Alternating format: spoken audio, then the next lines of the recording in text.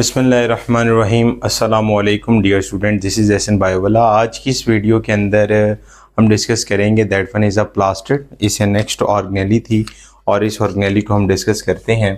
Plastid के बारे में आपने जो किन चीज़ों से डिस्कस करना है, ये आपके पास नंबर 1 के ऊपर आ जाती है पंजाब टेक्स्ट बुक। आपने जो डिस्कस करना है फेडरल बोर्ड से और सिंध बोर्ड से, ठीक है। पीटीबी का पेज नंबर आपके पास आ जाता है 60। इसी तरह फेडरल बोर्ड का जो है फेडरल बोर्ड के अंदर भी आपके पास पेज नंबर 26। इस तरह सिंध बोर्ड के अंदर भी पेज नंबर 60। यहाँ पर आपको नज़र आएगा chapter number 4, that is chapter number 1, और यहाँ पर आएगा चैप्टर नंबर 3।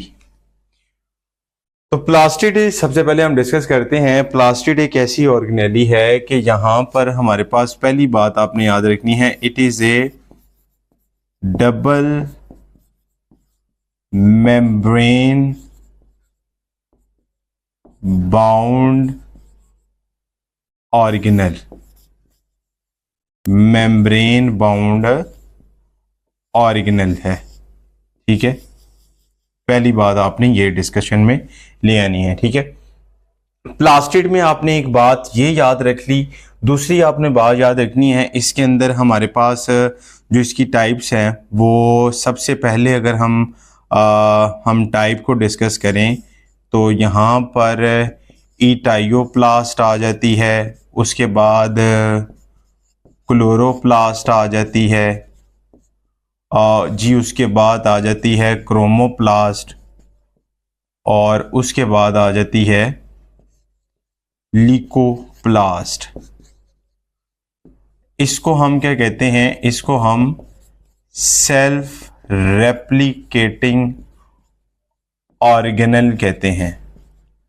यानी इसके अंदर अपना डीएनए है, अपना इसके अंदर राइबोसोम है। तो ये आप डिस्कस कर लीजिएगा। इटियोप्लास्ट जो है ये बेसिकली क्या है? ऑन एक्सपायर ऑफ लाइट,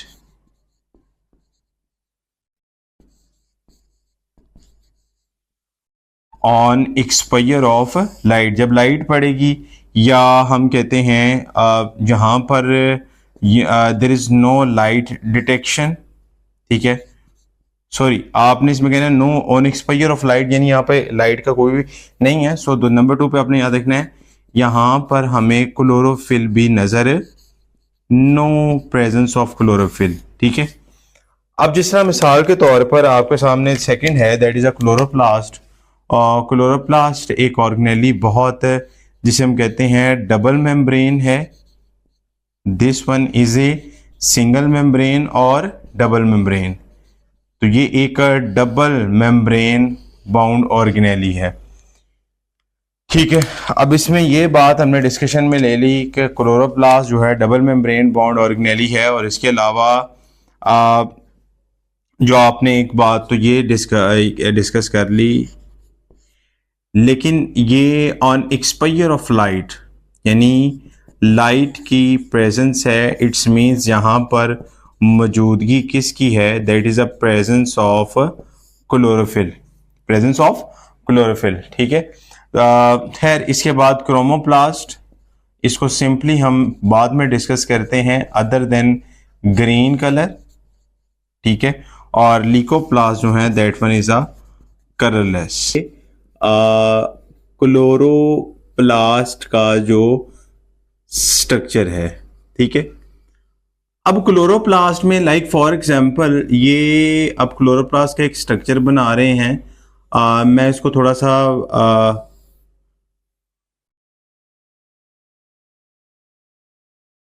ये जी आपके पास जो स्ट्रक्चर है दैट इज अ क्लोरोप्लास्ट। हम सिंपली, क्योंकि वो एक डायग्रामेटिकली अगर हम बनाएंगे तो कुछ इस तरह का बनेगा। खैर, उसको हम बाद में लेकिन आपको समझाने के लिए जस्ट मैं बना रहा हूं।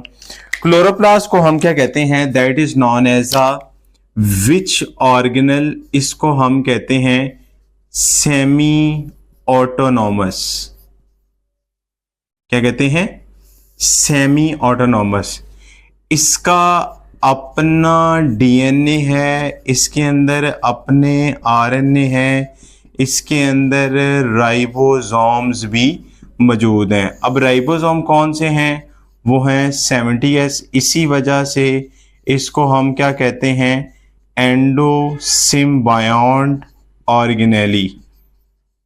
ठीक है, क्योंकि एंडोसिम्बायोंट हाइपोथेसिस आपने पढ़ा हुआ है, तो ये एंडोसिम्बायोंट ऑर्गेनेली भी बेसिकली इसे कहते हैं। ठीक है, अब खैर ये आउटर मेम्ब्रेन, ये एक उसकी आउटर मेम्ब्रेन है। ये अब बात थोड़ी सी कॉम्प्लेक्स है, याद रखिएगा कि ये जो आउटर मेम्ब्रेन है, this one is a freely permeable.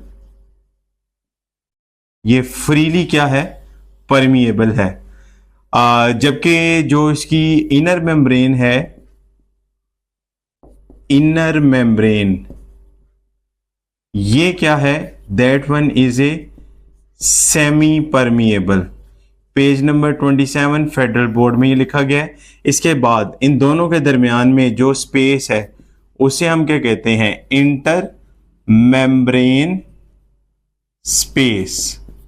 और इंटर मेम्ब्रेन स्पेस जो है 25 to 75 एंगस्ट्रम वाइड इनका एक ताल्लुक है, ये याद रखिएगा। ठीक है, अच्छा जी, इसमें आपने एक और बात याद रखनी है कि यहां पर आपको थाइलाकॉइड स्ट्रक्चर, ठीक है, और एक ग्रेनम है और उसके बाद उसका स्टैक बन जाता है, थाइलाकॉइड कहलाता है।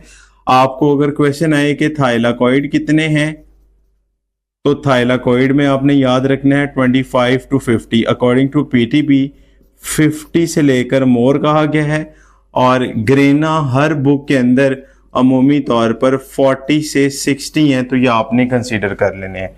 इसमें लार्जर थाइलाकॉइड भी अटैचमेंट पॉइंट होती है, जिसको हम कहते हैं inter granum. Non green part से अटैचमेंट होती है, उसको हम इंटर ग्रेनम होते हैं। इसका मैकेनिज्म थोड़ा सा याद रखिएगा कि इसके ऊपर बेसिकली सबसे पहले क्या पड़ेगी?